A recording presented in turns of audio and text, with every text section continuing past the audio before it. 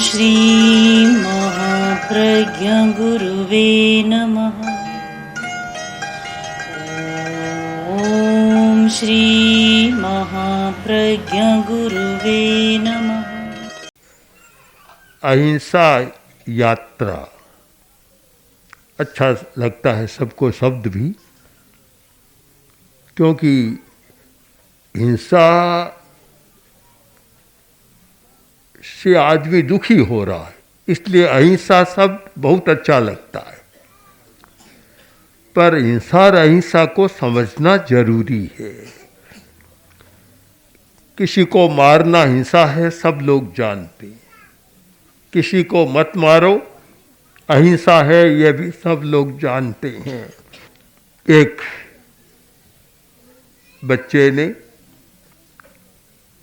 मेंढक पर पत्थर फेंका और एक युवा कहता है ऐसा मत करो, क्योंकि यह हिंसा है। इसको दुख होता है इसलिए हिंसा है। और वही युवक जब घर में आता है और अपनी पत्नी पर भयंकर गुस्सा करता है। मेंढक को मारना हिंसा है, तो क्या गुस्सा करना हिंसा नहीं है? हम हिंसा को समग्रता से समझने का प्रयत्न करें। गुस्सा करना बड़ी हिंसा है, क्रोध बहुत बड़ी हिंसा है। क्रोध हिंसा है, अहंकार हिंसा है, लोभ भी हिंसा है। क्रोध हिंसा है, और क्रोध से जितनी हिंसा बढ़ती है, अपना नुकसान तो होता ही है, गुस्सा करता है उसका, शरीर का नुकसान होता है और भी नुकसान हो जाती है। एक घटना पर आप विचार करें कि पड़ोसी और दोनों पड़ोसियों के घर एकदम सटे हुए, दूर का नहीं निकट का पड़ोसी, पर पता नहीं उसके मन में क्यों आया और उसने अपने पड़ोसी के घर में आग का गोला फेंका और घर में लाए लग गई। घर जलने लगा। तो उसने सोचा किसने फेंका है। बाहर जाकर देखा, पता लग गया कि मेरे पड़ोसी ने फेंका है। अब पड़ोसी को मारने को दौड़ा। पड़ोसी तो आगे भाग रहा है और वह पीछे भाग रहा है। पड़ोसी ने गुस्से में आकर और अपने पड़ोस के घर में आग का गोला फेंका और वह गुस्से में आकर अब पड़ोसी को मारने जा रहा है। तेज दौड़ रहा है और वह भी तेज दौड़ रहा है। खूब तेज दौड़े। 2-4 किलोमीटर तक दौड़ते चले गए। आखिर थक गए और क्रोध भी थोड़ा थक गया। क्रोध भी थक जाता है, बहुत ज्यादा टिकता नहीं है, थक जाता है, थकान आती है उसको भी। थोड़ा क्रोध थका, शांत हुआ और तब वह बोला कि भाई मुझे माफ करो, मैंने भूल कर दी और तुम्हारे घर में आग का गोला फेंक दिया। उसने कहा ऐसे माफ नहीं कर सकता, माफ कर नहीं सकता, तुम्हारी पिटाई करूंगा, पुलिस से शिकायत करूंगा और केस करूंगा, तब होगा। उसने कहा देखो तुम्हारी इच्छा है, मैंने भूल तो की है, अब तुम्हारी इच्छा है, कोई बात नहीं, चलो एक बार घर चलते हैं और वहां जाकर हम फिर बात करेंगे। दोनों अब साथ साथ चल रहे हैं। पहले तो दौड़ते जा रहे थे, अब धीमी गति से चल रहे हैं। आखिर चलते चलते घर पर पहुंचे तो देखा कि घर तो स्वाहा, घर जल गया। अब इस बात का हम विश्लेषण करें कि वह व्यक्ति जिसके घर में आग का गोला आया था, अगर उसे बुझाने का प्रयत्न करता शांति से तो घर जलता नहीं, पर गुस्से में सच्चाई का पता नहीं चलता। गुस्से में इतना नुकसान कर लेता है कि गुस्से ने उसके घर को जला स्वाहा कर दिया, कुछ बचा नहीं।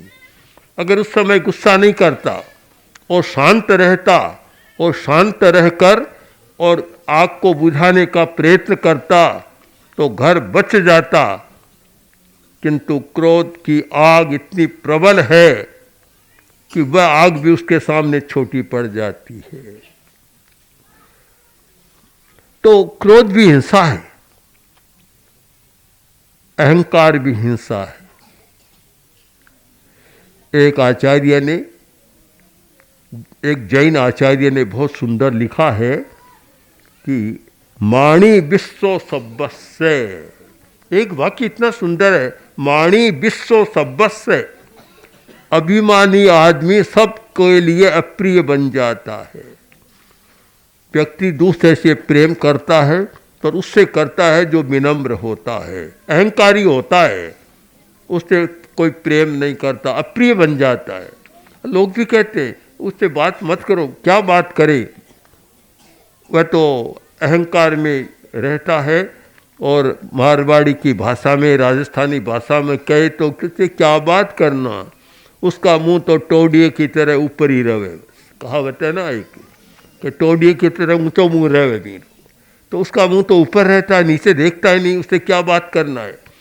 कोई भी अहंकारी आदमी के साथ प्रेम करना नहीं चाहता, क्योंकि अहंकार में रहता है, वह दूसरे की बात को नहीं तो सुनता, नहीं किसी की समस्या को सुलझाना चाहता। अब अहंकार के कारण क्या होता है कि कलह है, घर में कलह होता है। जिस घर में एक आदमी क्रोधी है और अहंकारी है, उस घर में कलह का चूल्हा जलता रहता है, आग बुझती नहीं है। हिंसा है। हम इस बात को समझें कि केवल मारना हिंसा नहीं है, ये बड़ी हिंसा है। आदमी मारता तो एक दो को है, क्रोध और अहंकार तो पता नहीं कितना अनर्थ कर देते हैं। उस घर में कलह होता रहता है। हर आदमी में अहंकार, पिता में अहंकार तो पुत्र में भी अहंकार। तो अहंकार है तो दोनों मिलते नहीं। पिता पुत्र की बात को सुनना नहीं चाहता और पुत्र पिता की बात को सुनना नहीं चाहता, अपने अपने अहंकार में रहते। कलह होता है, कलह का बड़ा कारण अहंकार है। अभी एक युवक ने प्रार्थना की, ऐसा आशीर्वाद दें कि गांव में कलह न हो। बहुत अच्छी बात है, कलह नहीं होना अहिंसा। जिस गांव में कलह नहीं है तो मान लेना चाहिए कि वह अहिंसा में विश्वास करने वाला गांव है। जिस घर में कलह नहीं है तो ये मानना चाहिए कि वह घर अहिंसा में विश्वास करने वाला घर है। और जिस व्यक्ति में अहंकार नहीं है तो मानना चाहिए कि वह व्यक्ति स्वयं सबके लिए आदरणीय है। कलह बड़ी समस्या है। आदमी शांति से रहना चाहता है, हाँ शांति से। और जब कलह होता है तो फिर तनाव पैदा हो जाता है, और तनाव पैदा नहीं, बीमारियां भी पैदा हो जाती है।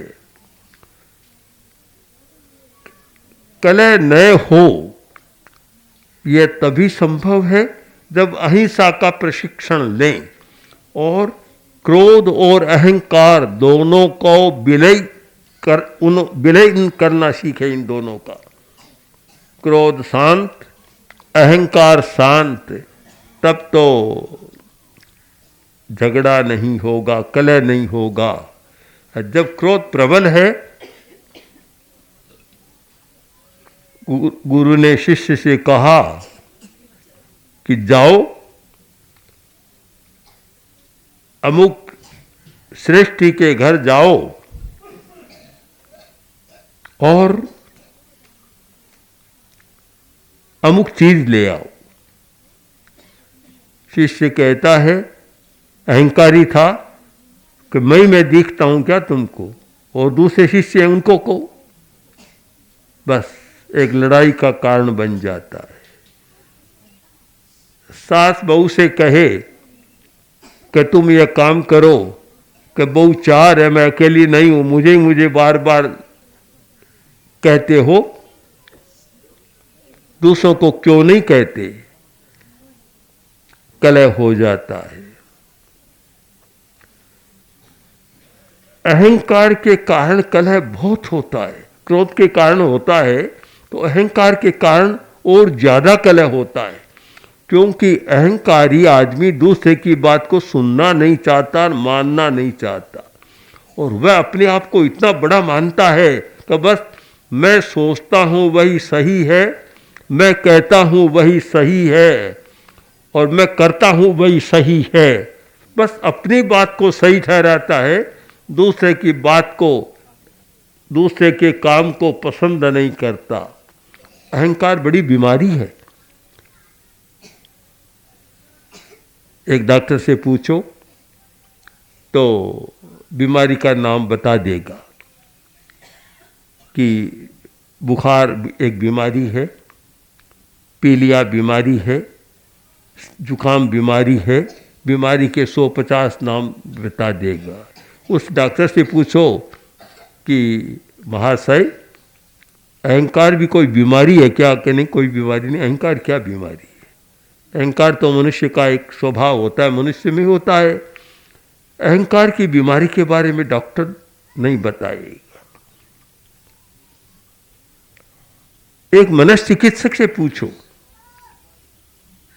जो मन के रोगों की चिकित्सा करता है, उससे पूछो कि अहंकार कोई बीमारी है? वह बहुत बड़ी बीमारी है। बीमारी नहीं, अनेक बीमारियों को पैदा करने वाली बीमारी है अहंकार। क्रोध बीमारी है और अनेक रोगों को पैदा करने वाली बीमारी है। क्रोध भी बीमारी है, अहंकार भी बीमारी है। क्रोध भी हिंसा है और अहंकार भी हिंसा है।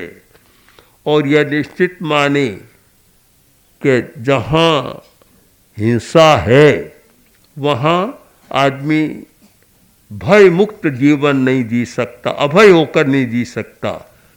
खतरा रहता, डर रहता है। एक क्रोधी आदमी है, उससे भी खतरा रहता है। एक युवक जा रहा था, दांत टूटे हुए, जबड़ा निकला हुआ, लोई झर रहा है, और दूसरे मिले कि यह क्या हुआ आज? ये क्या हुआ? कैसे ऐसे जा रहे हो? हुआ क्या? बोला क्या बताऊं, कोई खास बात तो नहीं थी। एक आदमी को मैंने कहा क्या चल रहा, हट जा जरा। बस इतना गुस्से में आया कि मेरा जबड़ा तोड़ दिया। अहंकार क्रोध को पैदा करता है। क्रोध के पैदा होने के अनेक कारण हैं, उनमें अहंकार भी क्रोध पैदा करता है।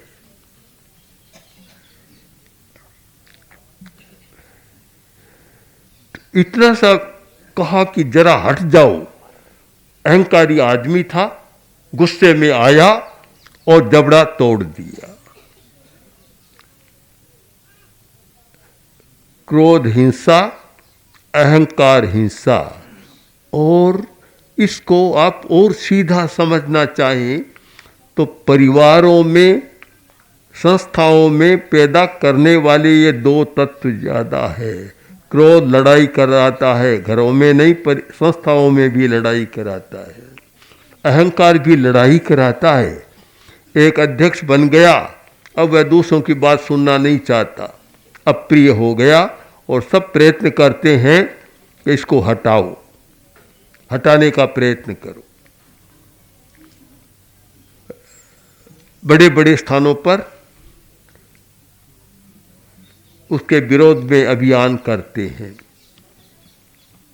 जैसे तैसे उसे हटाने की बात करते हैं।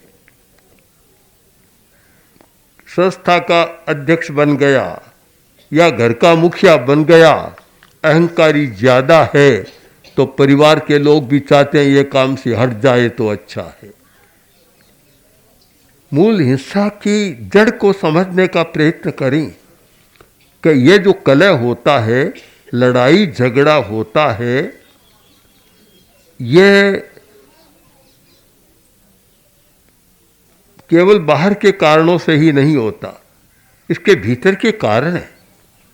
हम लोग प्रायः बाहर की बात को बदलने का प्रयत्न करते हैं, किंतु भीतर की बात को बदलने का प्रयत्न नहीं करते। और जब तक भीतर की बात को न बदलें, केवल बाहर को परिस्थिति को बदलें और मनस्थिति को न बदलें तो समस्या का समाधान नहीं होता। हमें मनस्थिति पर विचार करना है कि कलह क्यों होता है। सब चाहते हैं कि हम शांति से रहें, कलह न हो। कलह न हो यह आकांक्षा है सबके मन में कि कलह नहीं होना चाहिए। पर क्या आप कल्पना करते हैं कि जहाँ क्रोध का वातावरण है, अहंकार का वातावरण है, वहाँ कलह न हो? यह असंभव है। कलह पैदा करने वाली तो है। जहाँ लोभ की अति है और कलह न हो, असंभव है। ये क्रोध, अहंकार, लोभ और छल कपट, यही तो कलह पैदा करने वाली है, लड़ाई झगड़ा पैदा करने वाली है। आप चाहते हैं कि गांव में कलह न हो, घर में कलह न हो, चाह तो अच्छी है, पर जब तक क्रोध को शांत करने का पाठ नहीं पढ़ेंगे, अहंकार को शांत करने का पाठ नहीं पढ़ेंगे, तब तक यह संभव नहीं है। क्योंकि अभिमान में आदमी कुछ सोचता नहीं। सास बहू दोनों रसोई में बैठे थे,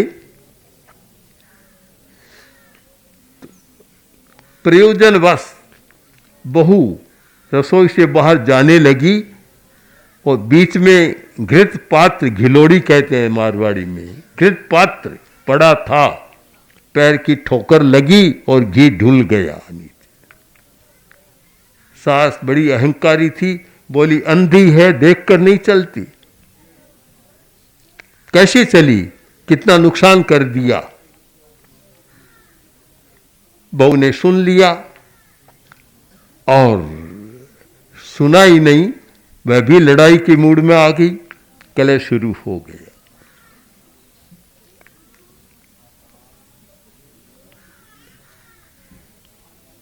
दो चार दिन के अंतराल से फिर एक ऐसा हुआ कि रसोई और वही घिलोड़ी, घृत पात्र बीच में पड़ा है और प्रयोजनवश सास को बाहर जाना था। सास चली, ध्यान उसका भी नहीं रहा, पैर की ठोकर लगी और घी ढुल गया। तत्काल अभिमानी थी बहुत, बोली कि कितने निकम्मे आदमी है, ध्यान नहीं देते कि गिलोड़ी को रास्ते में रख देते। जब बहू के ठोकर से घृत पात्र में घी ढूला, तब तो कहते अंधी है, देखकर नहीं चलती। और जब अपने ही पैरों से घृत पात्र ढूला, तब कहते हैं कि कितने निकम्मे हमारे आदमी है, तुम भी निकम्मी हो कि घी के बर्तन को बीच में रास्ते में रख दिया। दोनों तरफ दोष किस पर आया? बहू के पैर से घी ढुला तो भी बहू दोषी, और सास अपने पैर से घी ढुला तो भी बहू दोषी के ध्यान नहीं रखती हो, बीच में रख देती हो। आदमी दूसरे के दोष को देखता है, अपने दोष को नहीं देखता। हमारी सबसे बड़ी समस्या यह है कि हम अपने आप को देखना नहीं जानते, केवल दूसरे को देखना जानते हैं। दूसरे की बुराई को देखते हैं, दूसरे की और कुछ देखते हैं, अपनी बुराई को कभी नहीं देखते, अपनी कमी को नहीं देखते, और अपने द्वारा होने वाली हिंसा को भी हम कभी नहीं देखते। यही तो सबसे बड़ी समस्या है। अगर अहंकार न हो तो आदमी अपनी कमी को भी देख सकता है, और अपनी कमी को नहीं देखता, इसीलिए वह समस्या पैदा करता है, सफलता में बाधा डालता है। सफल नहीं हो सकता। जो व्यक्ति अपनी कमियों को देखना नहीं जानता वह सफल नहीं हो सकता। अहंकारी आदमी अपनी कमियों को देखना पसंद नहीं करता, इसलिए वह बहुत सफल नहीं होता। वही व्यक्ति सफल होता है जो विनम्र होता है। मैंने पढ़ा है कि दुनिया का बड़ा धनी आदमी बिल गेट जब अपनी कंपनी के लोगों की मीटिंग करता है और उसमें जो चर्चा होती है तो उसमें एक है कि जो अफसर अपनी कंपनी की कमी बताता है उसकी उन्नति हो जाती है। कारण कि हम केवल प्रशंसा करेंगे, अच्छाई बताएंगे, आगे नहीं बढ़ सकेंगे। हमें पहले यह देखना है कि कहाँ कमी है जिससे हम जितना चाहते हैं उतना सफल नहीं हो रहे हैं। अपनी कमी को देखना, किंतु अहंकारी आदमी देख नहीं सकता। इसलिए अहंकार एक बड़ी हिंसा है। व्यावहारिक दृष्टि से भी हिंसा है कि अहंकारी आदमी बहुत सफल नहीं हो सकता, और आध्यात्मिक दृष्टि से तो ये बहुत कमी है ही कि अहंकारी आदमी अपने लिए नुकसान, आत्मा का अहित करता है। तो ये ठीक कहा कि माणी विश्व भवती, अभिमानी आदमी अप्रिय हो जाता है, सबके लिए प्रिय नहीं रहता। आप चाहे किसी संगठन में देखें, किसी संस्था में, किसी कंपनी में, कोई बड़ा आदमी है, अफसर है, कोई है और बहुत अहंकारी है, तो वह बहुत टिक नहीं सकता। न अहंकारी है तो न तो अपने ऊपर वालों के साथ वह अच्छा व्यवहार कर सकता और न नीचे वालों के साथ अच्छा व्यवहार कर सकता। इसलिए इस पर विचार करें कि अहंकार कैसे कम हो, और एक पूरे इतिहास को देखें कि अहंकार के कारण एक शासक ने मंत्री की बात नहीं मानी और पूरा राज्य नष्ट हो गया। अहंकार के कारण बड़ों की बात नहीं मानी तो भी हो गया। संस्कृत साहित्य में कथा भी आती है कि जाल बिछाया गया और पक्षियों को पकड़ना था, हंसों का झुंड था वह, तो जो बूढ़ा हंस था, प्रमुख था, उसने कहा कि अब उठ चलो, अब यहां रहना अच्छा नहीं है, ये जाल फंसाने के लिए है। बहुत सारे अभिमानी थे युवक, हंस बोले क्या करेगा, कुछ नहीं है, सारा उड़े नहीं, और आकर उसने जाल उन पर डाल दिया, सब फंस गए। तब कुछ कहा वृद्ध वाक्यम सदा कार्यम, हमने गलती कर दी। एक बूढ़े आदमी का, वृद्ध आदमी का, अनुभवी आदमी का जो बात वचन था उसे हमें मानना चाहिए था, हमने नहीं माना, अब जाल में फंस गए। तो अप्रियता का एक कारण बताया कि वह कलह पैदा करता है अहंकारी। दूसरी बात भय, कलह भय बेरे दुखाणी, भय पैदा करता है। यानी अभिमानी आदमी से दूसरे लोग डरते हैं। कोई अधिकारी अहंकारी आ गया तो नीचे वाले सारे उससे डरते हैं। भय का वातावरण निर्मित करता है, भय पैदा होता है। और तीसरी बात बैर पैदा करता है। अहंकारी आदमी बैर का वातावरण निर्मित कर देता है, बैर पैदा कर देता है, क्योंकि वह हर किसी को ठुकराता चला जाता है, किसी के साथ चलना नहीं जानता, वह सहगामी हो नहीं सकता। तो परस्पर में बैर विरोध भी पैदा कर देता है। बहुत हित की बात कही कि यह देखो अच्छा नहीं है, मैं नहीं जानता, क्या करेंगे, मेरा कुछ नहीं बिगाड़ सकते। कि देखो वह सरकारी अधिकारी ने कह दिया मेरा क्या करेगा, कुछ नहीं कर सकता मेरा।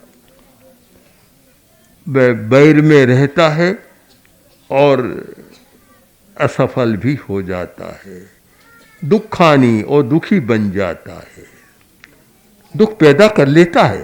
अहंकारी आदमी अपने लिए दुख का निर्माण करता है। दुख है नहीं वास्तव में, किंतु अपने अहंकार के कारण वह दुख का वातावरण पैदा कर लेता है। चार बातें बतलाई। एक, अहंकारी व्यक्ति अप्रिय होता है, द्वेष्यो भवति, वह द्वेष्य होता है, अप्रिय होता है, और वह अप्रिय होकर और फिर चार प्रकार का व्यवहार करता है।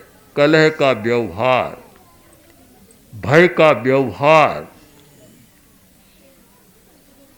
लड़ाई झगड़े का व्यवहार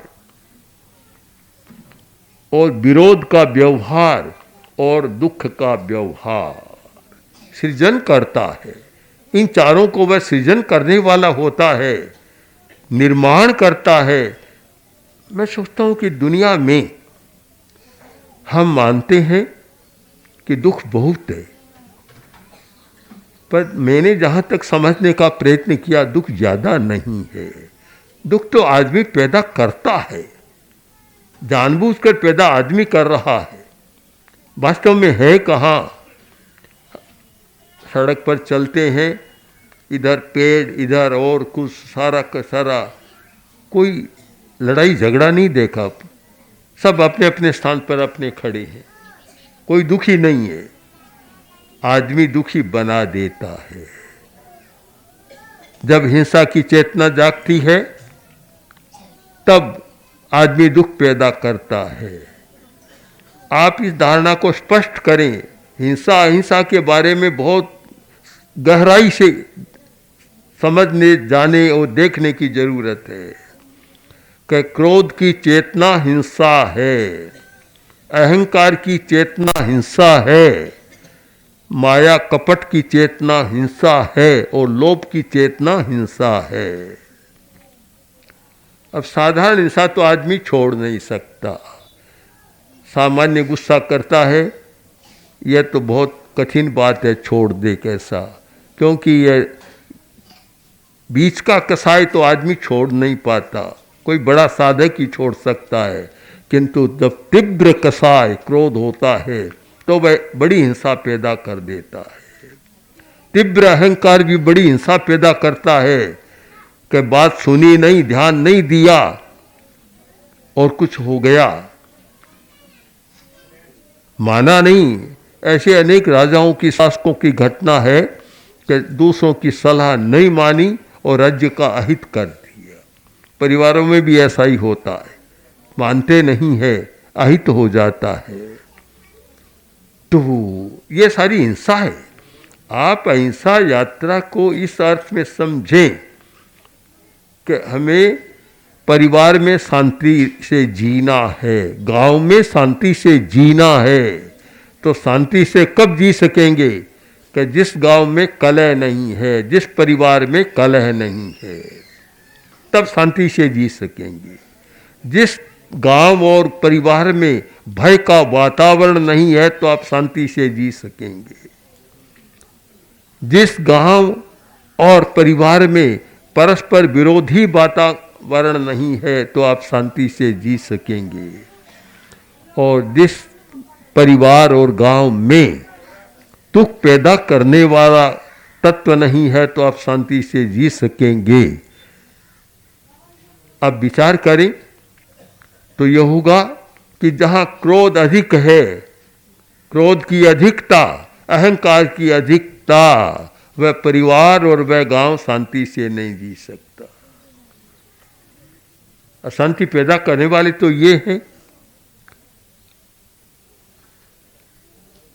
जहां क्रोध और अहंकार की अधिकता है वहाँ कलह की नियमा मान लेनी चाहिए। जैन साहित्य में दो शब्द है, नियमा भजना। नियमा नियमतः, नियमतः वह काम होगा, भजना में विकल्प है, हो भी सकता है नहीं भी हो सकता। तो जहाँ क्रोध और अहंकार की अधिकता है वहाँ कलह की नियमतः कलह होगा। जहाँ क्रोध और अहंकार की अधिकता है वहाँ नियमतः भय होगा, और जहाँ क्रोध और अहंकार की अधिकता है वह नियमतः बैर विरोध होगा, और जहाँ क्रोध और अहंकार की अधिकता है वहाँ नियमतः दुख होगा।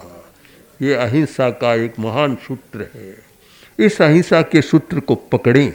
मुझे आश्चर्य तो होता है कि धार्मिक लोग भी मारने न मारने तक हिंसा और अहिंसा की बात कर रही है। ये नहीं सोचते कि मैं कितनी हिंसा कर रहा हूँ। क्रोध करता है तो ये नहीं सोचता मैं हिंसा कर रहा हूँ। अहंकार करता है, अहंकार का व्यवहार करता है तो भी नहीं सोचता मैं कोई हिंसा कर रहा हूँ। बड़ी विचित्र बात है। बड़ी हिंसा तो कर रहा है, हिंसा नहीं मान रहा है। और एक प्राणी की हिंसा छोटी एक कीड़ी की हो जाती है, चींटी की, तो भी मानता है कि हिंसा हो गई। जब तक हम हिंसा और अहिंसा का ठीक विवेचन नहीं करेंगे, ठीक समझने का प्रयत्न नहीं करेंगे, तब तक हिंसा की बाढ़ को रोका नहीं जा सकता।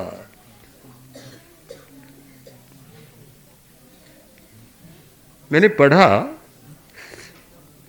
कि संयुक्त राष्ट्र संघ का एक जो विज्ञापन निकला उसमें था कि युद्ध रणभूमि पर नहीं लड़ा जाता, पहले आदमी के दिमाग में लड़ा जाता है। मैंने बहुत अच्छी सच्चाई को पकड़ा है। आज से 2500 वर्ष पहले भगवान महावीर ने जहाँ शस्त्रों की बात बतलाई, वहाँ बताया कि भावो, एक शब्द है भावो। अग्नि शस्त्र है, पानी शस्त्र है, लोह का शस्त्र है, ये है।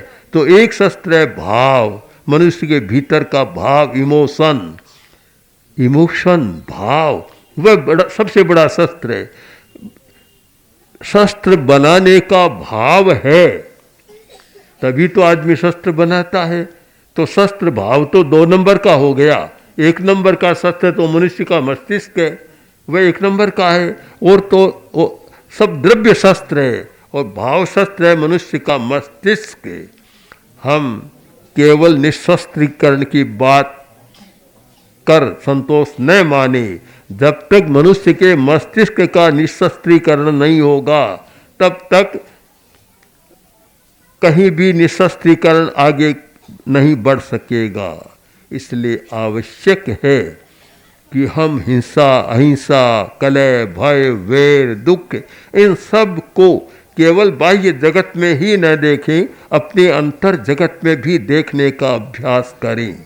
बस यह अहिंसा यात्रा का हमारा मुख्य उद्देश्य है, कार्य है कि हम इस चेतना को जागृत कर सकें कि अहिंसा की चेतना जागे। वह तब जागेगी कि जब इस सारी समग्रता से हम अहिंसा और हिंसा का विश्लेषण करेंगे। अगर यह आपके समझ में आता है तो एक सचमुच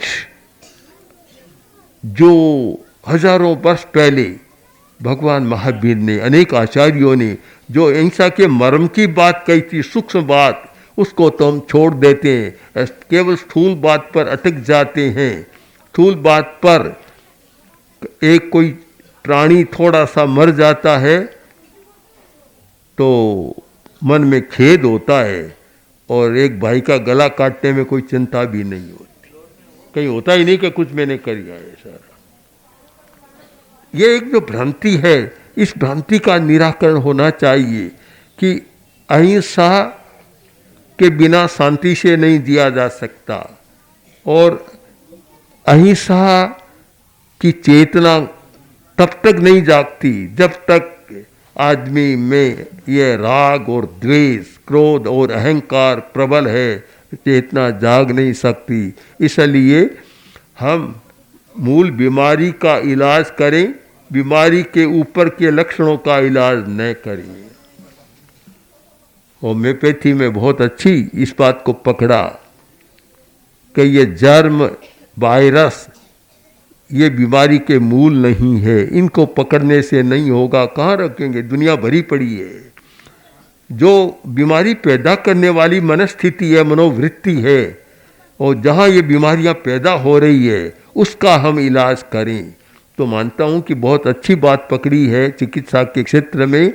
तो वैसे आयुर्वेद में भी ये बात पकड़ी गई है, प्राकृतिक चिकित्सा में भी इस समस्या को पकड़ा गया है। वैसे ही धार्मिक लोग भी, पूरा समाज इस बात को पकड़े, केवल पत्तों पर ध्यान न दें, जड़ पर ध्यान दें।